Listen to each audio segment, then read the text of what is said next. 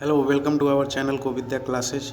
मैं हूं रमेश और आज बात करेंगे करेंट अफेयर्स के नए सीरीज 5 नवंबर 2022 के से रिलेटेड है।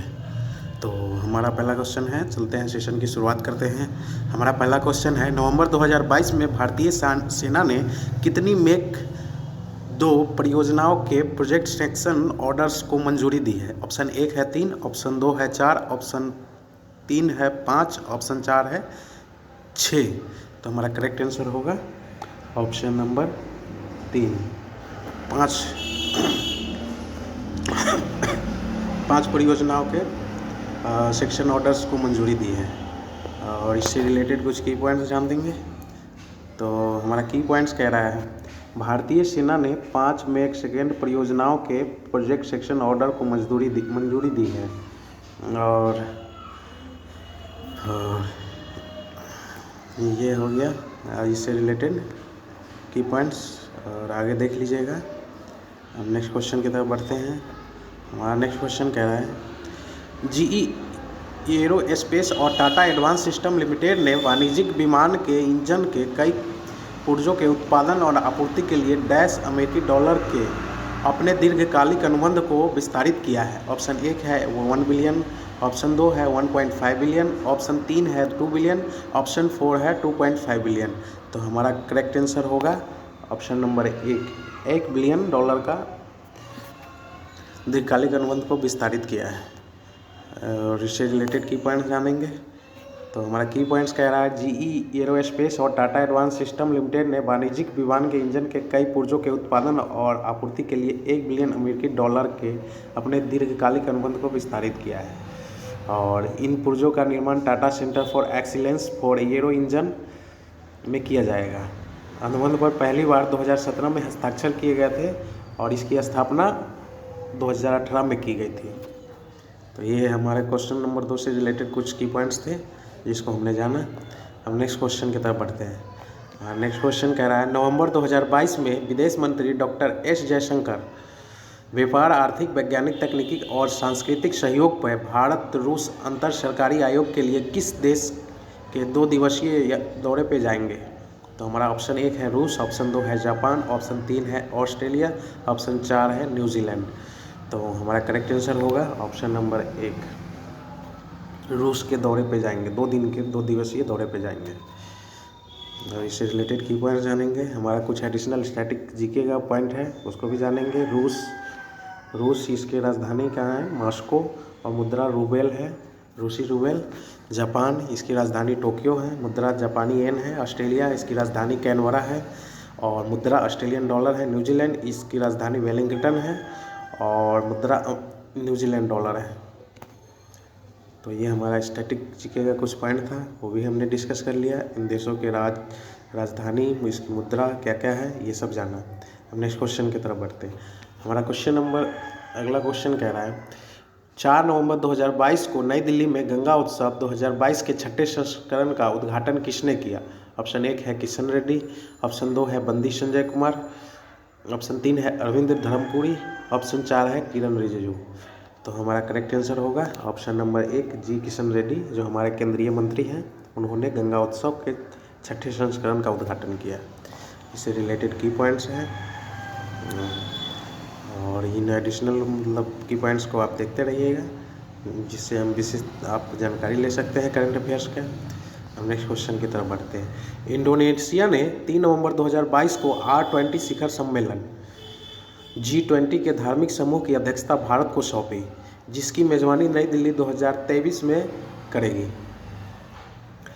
G20 की स्थापना डैश में हुई थी। ऑप्शन 1 है 1999, ऑप्शन 2 है 2007, ऑप्शन 3 है 2003, ऑप्शन 4 है 2014।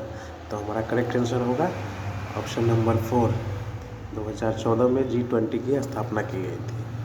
और ये क्यों की गई थी इसका है, इसे विस्तृत रूप से जानते हैं। तो क्या करा, इंडोनेशिया ने 3 नवंबर 2022 को R20 शिखर सम्मेलन G20 के धार्मिक समूह की अध्यक्षता भारत को सौंपी है, जिसकी मेजबानी नई दिल्ली 2023 में करेगी। और इसका है, और ये योजना की शुरुआत क्यों की गई थी? तो R20 इंडोनेशिया के G20 प्रेसिडेंसी के तहत शुरू किए गए G20 कार्यक्रमों की एक श्रृंखला का हिस्सा है। यह सुनिश्चित करने में मदद करने के लिए कि धन समाधान के एक खुले और गतिशील स्रोत के रूप में कार्य करता है। यह इंडोनेशिया के बाली में 2 से 3 नवंबर में आयोजित किया जा रहा है। तो इस बार ये इंडोनेशिया के बाली में इसका मतलब आयोजन किया जा रहा है G20 कार्यक्रमों की श्रृंखला का, और इसकी स्थापना 1999 में की गई थी। ये थे हमारे क्वेश्चन, प्रीवियस क्वेश्चन से रिलेटेड की पॉइंट्स। और नेक्स्ट क्वेश्चन पे बढ़ते हैं। कोलिंस डिक्शनरी ने डैश को वर्ड ऑफ द ईयर 2022 चुना है। ऑप्शन 1 है परमा क्राइसिस, ऑप्शन 2 है ट्रिगर वेसेंट, ऑप्शन 3 है वैक्सीन, ऑप्शन 4 है बूस्टर। तो हमारा करेक्ट आंसर होगा परमा क्राइसिस। परमा क्राइसिस को वर्ड ऑफ द ईयर 2022 घोषित किया गया। ये है कोलिंस डिक्शनरी से रिलेटेड की पॉइंट्स। नेक्स्ट की तरफ बढ़ते हैं। हैदराबाद स्थित mega engineering and infrastructure limited को मंगोलिया की पहली ग्रीनफील्ड तेल रिफाइनरी बनाने की परियोजना मिली है। मंगोलिया की राजधानी कहाँ है? ऑप्शन 1 है उलान बटोर, ऑप्शन 2 है ब्यानहोट, ऑप्शन 3 है प्योंगयांग, ऑप्शन 4 है सियोल। तो हमारा करेक्ट आंसर होगा मंगोलिया की राजधानी उलान बटोर है। और इससे रिलेटेड की पॉइंट जानेंगे। तो क्या है, मंगोलिया चीन और रूस से घिरा देश है। यह अपने विशाल बिहार विस्तार और खानाबदोशी संस्कृति के लिए जाना जाता है। यहाँ की राजधानी उलान बटोर है। राजधानी मंगोलिया ट्रोगोग है और इसकी जनसंख्या 33.3 लाख है, जो विश्व बैंक के आंकड़े बता रहे हैं। राष्ट्रपति उखनागिन खुरेलसुख है और राष्ट्रभाषा मंगोलियाई है।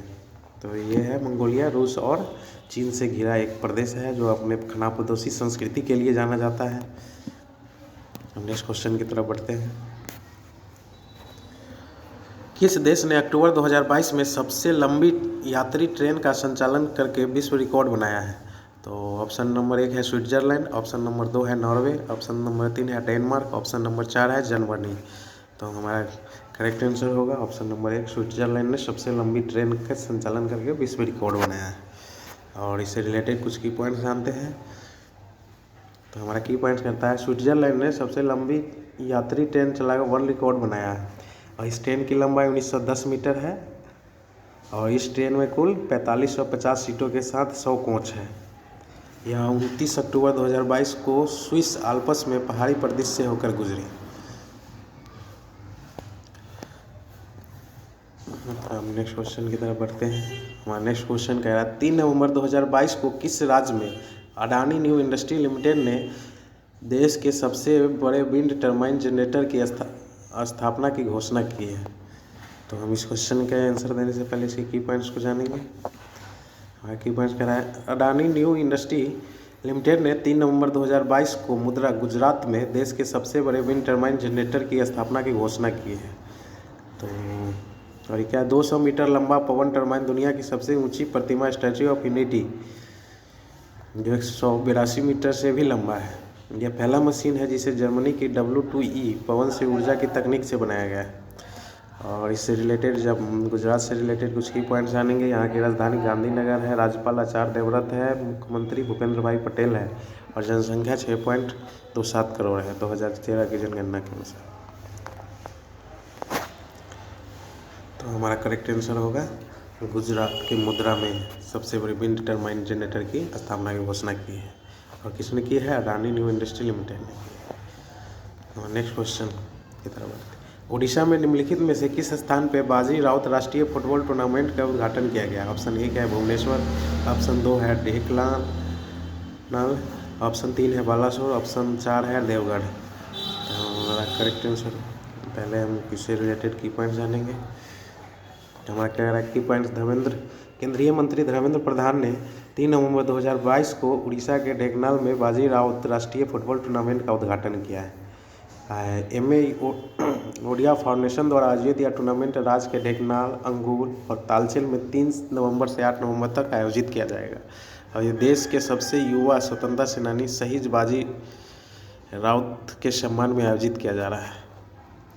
और ये सर से रिलेटेड कुछ की पॉइंट जानेंगे। यहाँ के राज्यपाल हैं गणेशी लाल, राजधानी भुवनेश्वर है, मुख्यमंत्री नवीन पटनायक है। इसे हम क्वेश्चन पे रिकॉल करते हैं। तो हमारा क्वेश्चन कर रहा है उड़ीसा में निम्नलिखित में से किस स्थान पे बाजी राउत राष्ट्रीय फुटबॉल टूर्नामेंट का उद्घाटन किया गया है? तो हमारा करेक्ट आंसर होगा option number 2 Dhenkanal. Next question की तरफ बढ़ते हैं। निम्नलिखित में से किस पूर्वोत्तर राज्य को राज्य में अपना पहला मत्स्य संग्रहालय मिलेगा? ऑप्शन नंबर 1 है अरुणाचल प्रदेश, ऑप्शन नंबर 2 है मणिपुर, ऑप्शन नंबर 3 है सिक्किम, ऑप्शन नंबर 4 है नागालैंड। तो हमारा करेक्ट आंसर होगा ऑप्शन नंबर 1 अरुणाचल प्रदेश को अपना पहला मत्स्य संग्रहालय मिलेगा। ऐसे रिलेटेड की पॉइंट जानेंगे। तो पूर्वोत्तर में अपनी तरह का पहला मत्स्य संग्रहालय अरुणाचल में बनाया जाएगा। उच्च ऊंचाई वाले मुल्ला गांव में स्थित मौजूदा तारिन मछली फार्म को एकीकृत एक्वा पार्क के रूप में अपग्रेड किया जाएगा, जहां यह संग्रहालय बनेगा। इसमें राज्य की सभी मछलियों की प्रजातियां होंगी और यह मछुआरों के लिए एक प्रशिक्षण केंद्र के रूप में भी काम करेगा। अभी भी अरुणाचल प्रदेश के वर्तमान मुख्यमंत्री हैं पेमा खांडू। तो हमारा ये था ये से क्वेश्चन से रिलेटेड की पॉइंट्स जो हमने जाना है। नेक्स्ट क्वेश्चन की तरफ बढ़ते हैं। निम्नलिखित में से किस उपन्यासकार को 2022 एजुथाचन पुरस्कार देने के लिए चुना गया है? अनीता, ऑप्शन 1 है अनीता अग्निहोत्री, ऑप्शन 2 है इकराम अली, ऑप्शन 3 है ए सेतु माधवन, ऑप्शन 4 है अरुंधति राय। तो हमारा करेक्ट आंसर होगा ए सेतु माधवन। इससे रिलेटेड की पॉइंट जानेंगे। तो हाँ क्या कह रहा है कि पॉइंट्स कह रहा है प्रसिद्ध मलयालम उपन्यासकार और लघु कथाकार ए सेतु माधवन, जिन्हें लोकप्रिय रूप से सेतु के नाम से भी जाना जाता है, को केरल सरकार द्वारा सर्वोच्च साहित्यिक पुरस्कार 2022 एजुथाचन पुरस्कार के लिए चुना गया है। और इस पुरस्कार में 5 लाख रुपये का नगद पुरस्कार और एक प्रशस्ति प्रदान किया जाएगा। ये था वहाँ से रिलेटेड क्वेश्चन से रिलेटेड की पॉइंट्स। हम नेक्स्ट क्वेश्चन पे बढ़ते हैं। असम और डैश ने 3 नवंबर को राष्ट्रीय एकीकृत नवाचार विस्तार व्यापार मेले का उद्घाटन किया। ऑप्शन 1 है नागालैंड, ऑप्शन 2 है पश्चिम बंगाल, ऑप्शन 3 है सिक्किम, ऑप्शन 4 है मणिपुर। तो हम इससे रिलेटेड पहले की पॉइंट्स को जानेंगे। तो हम क्या कह रहा है, असम और नागालैंड के राज्यपाल प्रोफेसर जगदीश मुखी ने 3 नवंबर 2022 को चोमुखेडिमा नागालैंड में राष्ट्रीय एकीकृत नवाचार विस्तार व्यापार मेले का उद्घाटन किया है। एक्सपो का विषय है इनोवेट, इसका थीम है इनोवेट, इंटीग्रेट और एक्सपेंड। मेले का आयोजन बिजनेस एसोसिएशन ऑफ नागा द्वारा किया जा रहा है। इसमें MSME सहयोग कर रहा है और हमारे वर्तमान MSME मंत्री हैं नारायण राणे। हमारा करेक्ट आंसर होगा। फिर से क्वेश्चन को रिकॉल करते हैं। असम और डैश ने 3 नवंबर को राष्ट्रीय एकीकृत नवाचार विस्तार व्यापार मेले का उद्घाटन किया है। तो हमारा करेक्ट आंसर होगा असम और नागालैंड ने। और यहाँ के जो राज्यपाल हैं doctor Jagdish Mukhi. Next question की तरफ बढ़ते हैं। भारतीय सेना ने निम्नलिखित में से किस व्यक्तित्व के सम्मान में श्रीनगर में पुष्पांजलि समारोह का आयोजन किया है? ऑप्शन 1 है बिपिन रावत, ऑप्शन 2 है मेजर सोमनाथ शर्मा, ऑप्शन 3 है विक्रम बत्रा, ऑप्शन 4 है जनरल अनिल चौहान। तो हमारा करेक्ट आंसर होगा option number 2 major Somnath Sharma. और इससे रिलेटेड कुछ की पॉइंट्स जानते हैं। तो श्रीनगर अंतर्राष्ट्रीय हवाई अड्डे पर कश्मीर युद्ध स्मारक के रक्षकों पर भारतीय सेना के पहले परमवीर चक्र मेजर सोमनाथ शर्मा PVC के सम्मान में भारतीय सेना द्वारा एक पुष्पांजलि समारोह आयोजित किया गया था। कुमायूं रेजिमेंट की 4th बटालियन के मेजर सोमनाथ शर्मा ने 3 नवंबर 1947 को उत्तर श्रीनगर आने वाले हमलावर के खिलाफ में बडगाम में अपनी बटालियन की D कंपनी का नेतृत्व किया था। तो ये था हमारे इससे रिलेटेड कुछ की पॉइंट्स इस क्वेश्चन से। बढ़ते हैं, बस आज के लिए इतना ही। Thank you. हमारी अगर वीडियो अच्छी लगी हो तो हमारे चैनल को लाइक, सब्सक्राइब और शेयर ज़रूर करें हमारी वीडियो को। Thank you.